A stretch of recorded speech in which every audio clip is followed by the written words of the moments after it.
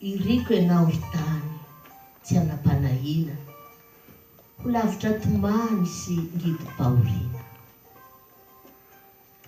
Iriko ianao ry tany, hitafy famatorana, na maintany zany, na andro avy orana.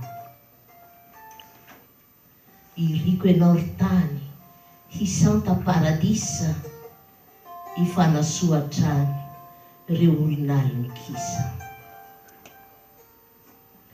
Iriko ianao ry tany, mba hiadana finaritra, ho sambatrako zany, hitoetra sy haharitra.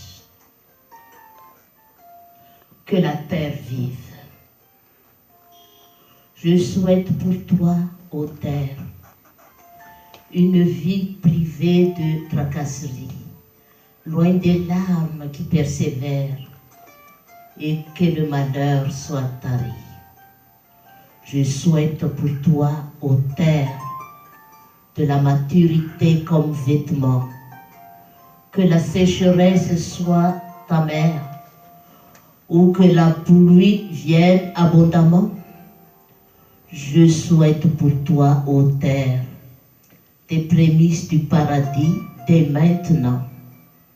Ils s'entraideraient comme des frères, les milliers de gens main dans la main.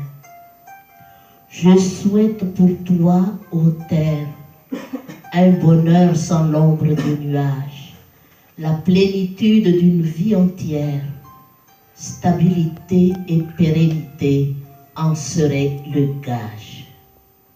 Iriko, que la terre vive. France, 27 juillet 2005, Antigua.